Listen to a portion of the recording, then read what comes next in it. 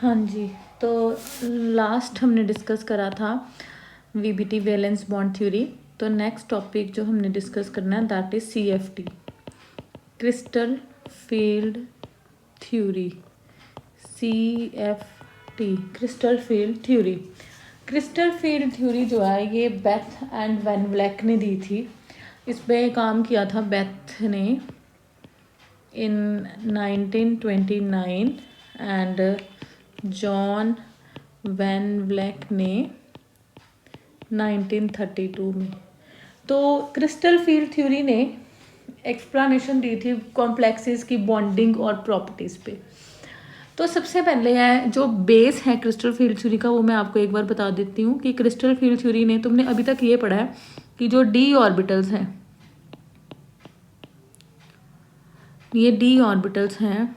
D orbitals आपको पता है डी ऑर्बिटल्स कौन कौन से होते हैं? D X Y, D Y Z, D X Z, D X square minus Y square, D Z square. तो ये जो डी ऑर्बिटल्स हैं, ये डी ऑर्बिटल्स जो है ये है डीजनरेट होते हैं। ठीक है, डीजनरेट का मतलब क्या है कि ये जो डी ऑर्बिटल्स हैं ये इनकी एनर्जी जो है सेम होती है।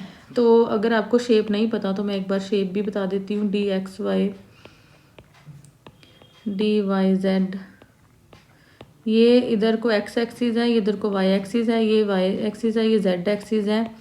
एक्स एक्सिस जेड एक्सिस, इनके बीच में ये डी एक्स जेड है, D X square minus Y square, ये एक्स एक्सिस है, ये वाई एक्सिस है। तो ये एक्सिस के ऊपर है डी जेड स्क्वेयर, ये जेड एक्सिस है, तो इसकी ये शेप है डी जेड स्क्वेयर। तो ये डी ऑर्बिटल्स हैं आपके। तो आपने पढ़ा है कि डी ऑर्बिटल्स जो है ये है डी जनरेट। अभी तक जो आप पढ़ के आए हो कि डी ऑर्बिटल्स डी जनरेट होते हैं, पी ऑर्बिटल्स डी जनरेट होते हैं, मतलब सेम एनर्जी है इनकी। बट क्रिस्टल फील्ड थ्योरी क्या कहती है कि जब इनको लिगेंड्स अप्रोच करते हैं तो ये स्प्लिट कर जाता है। ये हमारे पास डी ऑर्बिटल्स हैं, जब लिगेंड्स इनको अप्रोच करते हैं तो डी ऑर्बिटल स्प्लिट कर जाते हैं। और स्प्लिटिंग जो वो डिपेंड करती है कि कॉम्प्लेक्स ऑक्टाहेड्रल है, टेट्राहेड्रल है या स्क्वायर प्लेनर है। ऑक्टाहेड्रल केस में अलग स्प्लिटिंग है, टेट्राहेड्रल केस में अलग स्प्लिटिंग है, स्क्वायर प्लेनर केस में अलग से स्प्लिटिंग है। अब हमने क्रिस्टल फील्ड थ्योरी के मेन पोस्टुलेट्स को पढ़ना है।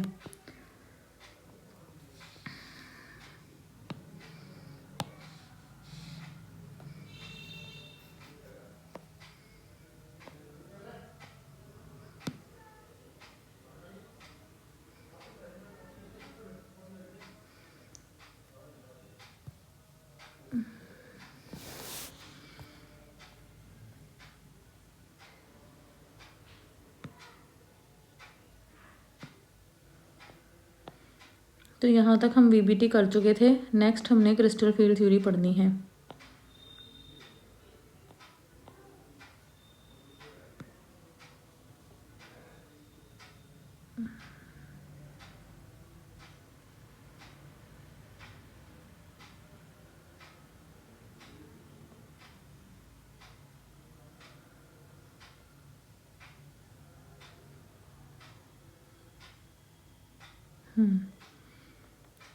तो हाँ जी, ये लिमिटेशंस ऑफ वीबीटी तक हमने कल किया था। तो सबसे पहले जो है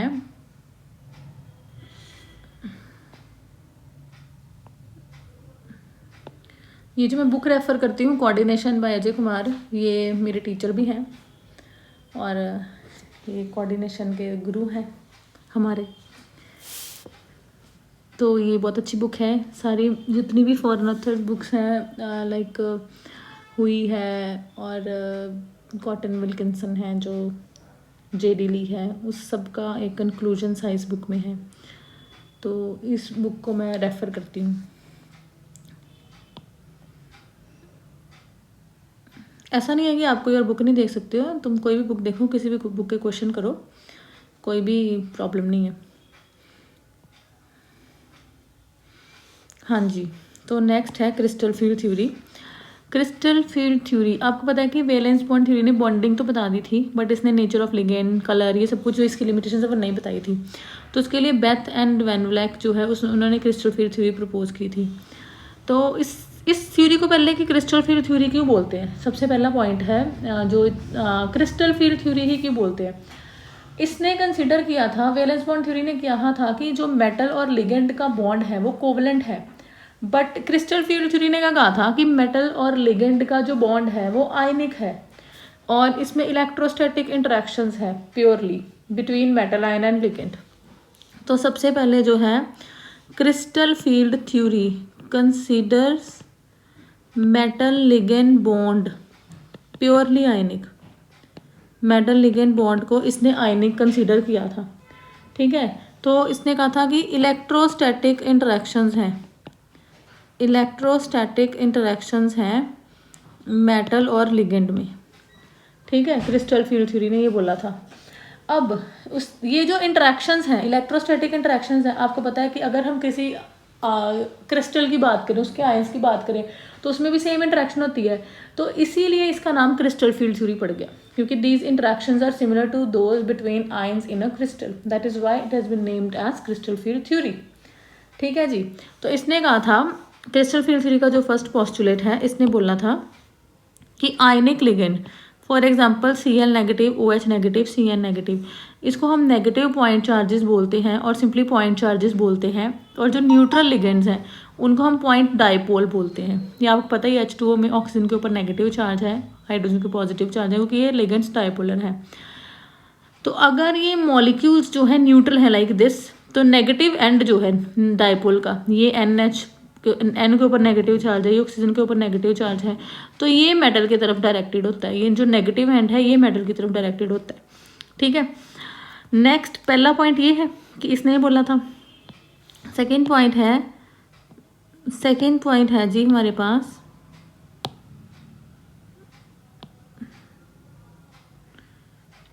कि मेटल और लिगेंड का जो बॉन्ड है कोवलेंट नहीं है।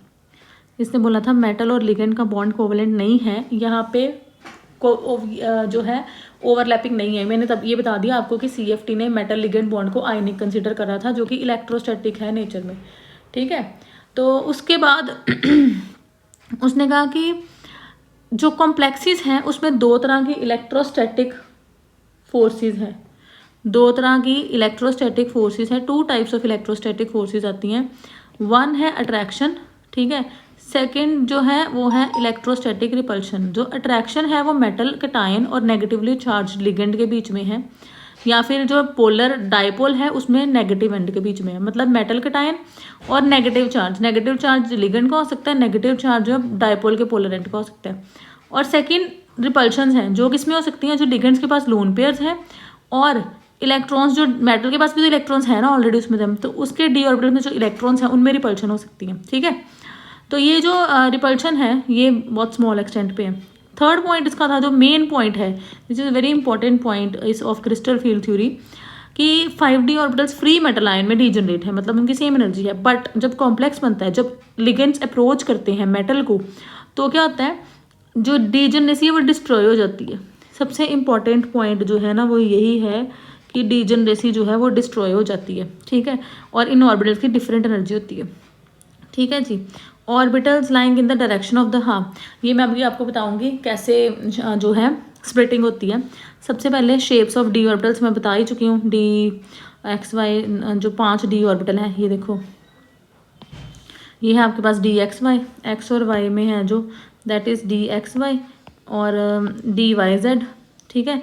Z एक्सिस और Y एक्सिस, ZX और X और Y के ऊपर, ये एक्सिस के ऊपर जो पड़े हुए हैं, that is DX² minus Y², और ये DZ², ठीक है। ये है आपके पास DZ²। अब देखो बच्चे, हाँ ये 3 ऑर्बिटल जो हैं, ये 3 ऑर्बिटल, ये एक्सिस के इन बिटवीन है, ये एक्सिस के इन बिटवीन है, एक्सिस के बिटवीन है ये 3 ऑर्बिटल्स, ये वाले, इनको हम बोल देते हैं T2G।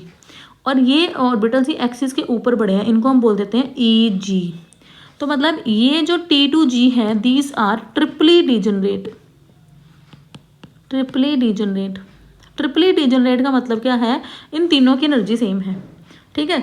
इन दोनों को हम बोल देते हैं EG। 2 है, ट्रिपल मीन्स 3, इनको हम बोल देते हैं डबली डीजनरेट। मतलब क्या है, इन दोनों की एनर्जी सेम है, इनको हम बोल देते हैं डबली डीजनरेट, ठीक है। इनकी एनर्जी जो है सेम है। तो ये मैं आपको बता रही हूँ कि इनको बोलते हैं हम T2G। जी हम वहाँ पे लगाते हैं, और EG जहाँ पे सेंटर ऑफ सिमेट्री हो, जहाँ पे सेंटर ऑफ सिमेट्री ना हो तो वहाँ पे हम T2 और E बोलते हैं इनको, अकेला E अकेला T2। जी को कब कोई जी रेड भी बोलता है, कोई गिरादे भी बोलता है। इट इज़ GE, जी का मतलब RAD, और अदरवाइज यू भी होता है एक, अनजिरेड और अनगिरादे, जो मर्जी जिसको जो अच्छा लगता है वो बोलता है भाई साहब इसको।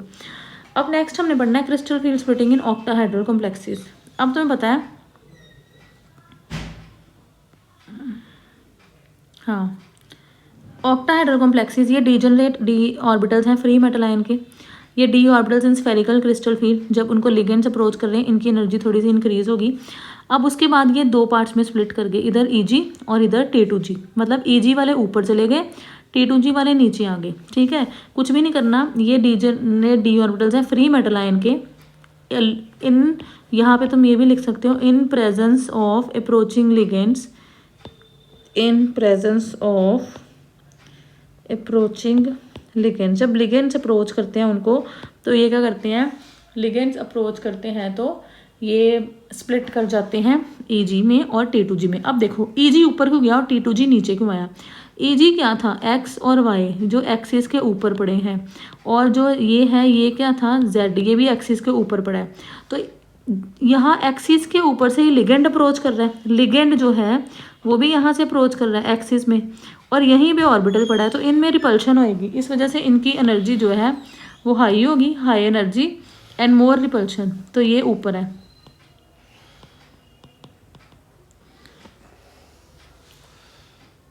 अब नेक्स्ट है कि ये T2G नीचे को जाते हैं। T2G में देखो ये XY जो लिगेंड्स है वो इन बिटवीन द एक्सिस है। ठीक है, लिगेंड जो है वो इन बिटवीन द एक्सिस है, ये एक्सिस है, और इस यहाँ से लिगेंड ने एक्सिस पे अप्रोच करना है, और सॉरी क्या बोल रही मैं, जो लोब्स हैं वो इन बिटवीन द, यहाँ पे लोब है तो यहाँ पे रिपल्शन कम हो जाएगी ना, तो यहाँ पे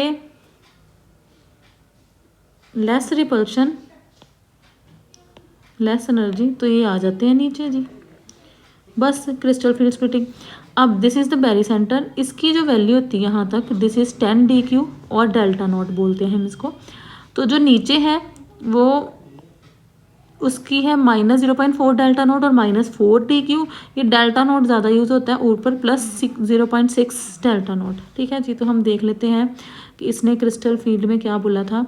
इसने ये बोला है कि देखो जब 5D ऑर्बिटल्स हैं वो डीजनरेट है, सेम एनर्जी है, Ml6। मतलब यहाँ पे देखो ये मेटल है, तो यहाँ पे लिगेंड लगे हैं सारे, ligand 1, ligand 2, ligand 3, ligand 4, ligand 5 and ligand 6। ठीक है, ये लिगेंड लगे हैं, तो 6 लिगेंड्स जो कॉर्नर्स पे लगे हुए हैं। तो ये मतलब XYZ ये अप्रोच कर रहे हैं इधर को। अब उसने कहा कि जब ligand when ligands move towards the metal cation, ligand जब मेटल कटायन की तरफ आएंगे तो इलेक्ट्रोस्टैटिक फोर्सेस लगेगी। ठीक है, one is attraction between the metal cation and second is repulsion. जितनी ज़्यादा फोर्स ऑफ अट्रैक्शन होगी लिगेंड्स उतने ज़्यादा क्लोज आएंगे। तो अब लिगेंड जब क्लोज आ रहे हैं तो रिपल्शन भी होती है, इसको छोड़ो। नेक्स्ट है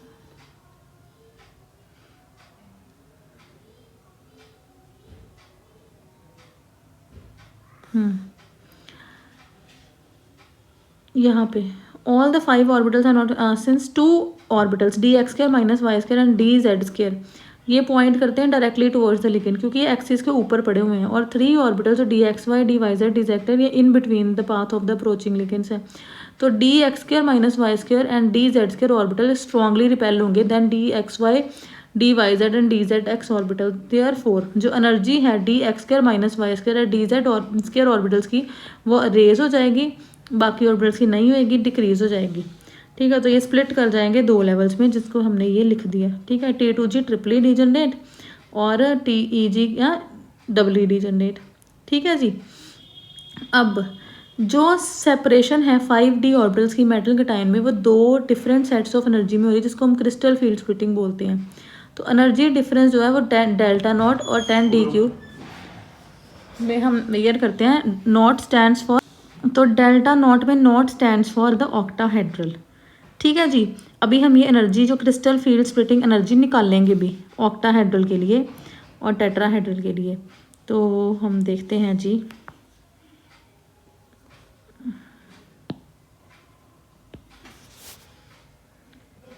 crystal field splitting in octahedral complexes, ये मैंने आपको एक बार बता दिया बुक में से, बट एक बार से मैं आपको ड्रॉ करके भी बता देती हूँ।